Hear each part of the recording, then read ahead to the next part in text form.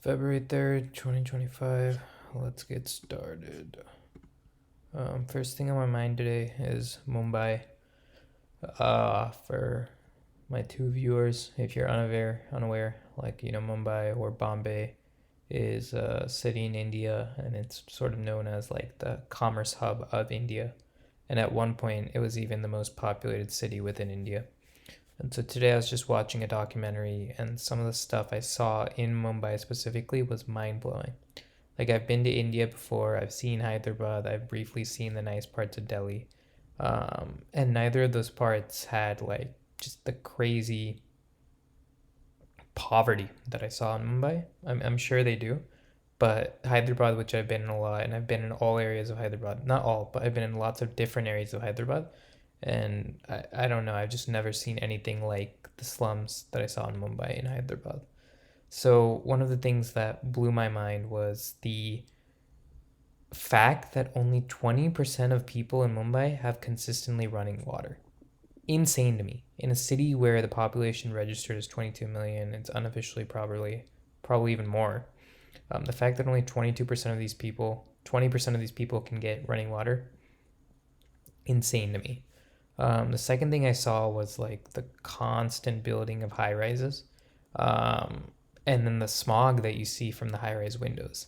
Like, Mumbai as a city is fucking nasty and polluted. It's just disgusting to look at. Their sewage is still above ground. There's no below ground sewage. And then they took pictures, or they showed video footage of Dharavi, which is, this huge world famous slum where Slumdog Millionaire was shot. And the conditions in Dharavi were crazy.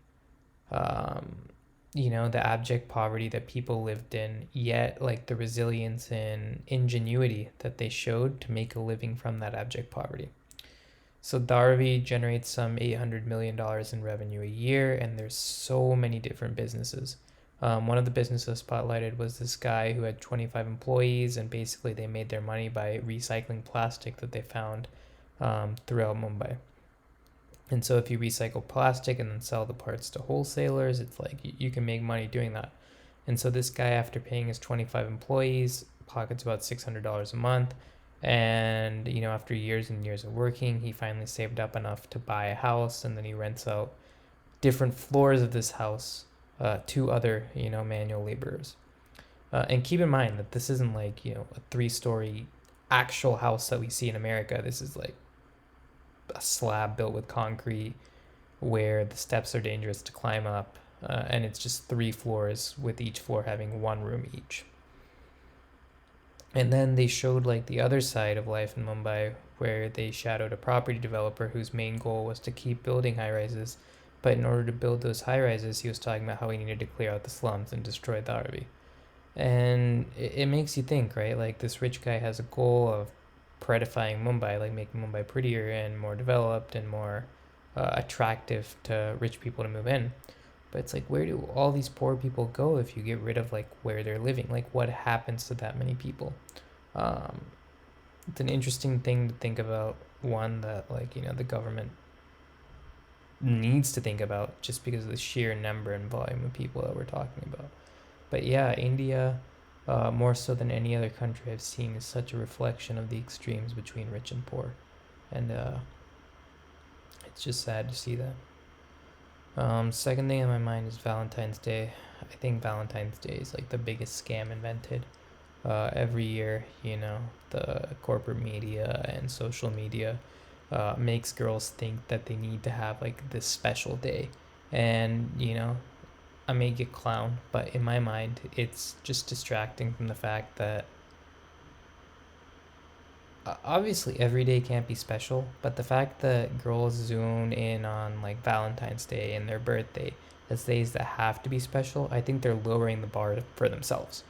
If they just chose and demanded that random days be made unique and be made special, I think they'd have like a way better time, because they'd probably see more special days as opposed to earmarking these 2 commercial days on their calendar every single year. I'm not sure that makes that much sense. And on top of that, it's like Valentine's Day. I don't know the history behind it, but why is it such a feminine holiday? Like, why can't guys have anything nice on Valentine's Day? Because I feel like a lot of the planning for Valentine's Day falls upon the shoulders of dudes. It's like, in previous society, and I guess even in modern society, if you look at it from a feminist point of view, it's like, yes, women still shoulder an undue burden with homemaking and childcare, etc. It makes sense that they have one day where they're just completely pampered and taken care of. But does that apply to all women still? I don't know. I don't know. All I know is I hate Valentine's Day.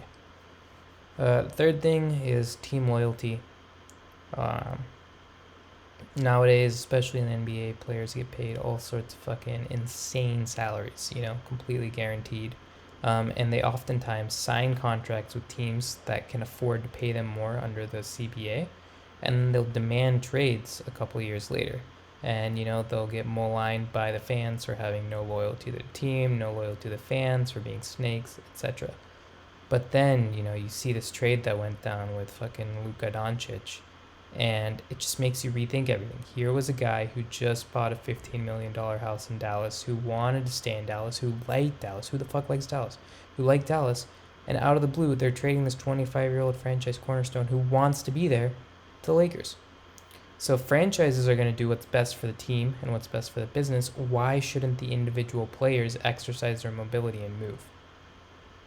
Crazy to me. It's absolutely crazy to me that we expect and demand loyalty from these players as fans, but in a heartbeat, decisions can be made that aren't in their best interest.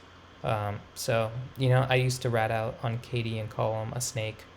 And, I still think he's soft for joining the Warriors. Like, who joins the team to beat you? But, good for him. He shouldn't be maligned for going to OKC. LeBron shouldn't have been maligned, and I've always stood by this for going to the Heat. It is what it is. But this Luka thing, it puts the nail in the coffin. Nobody's untouchable. Nobody's untradeable.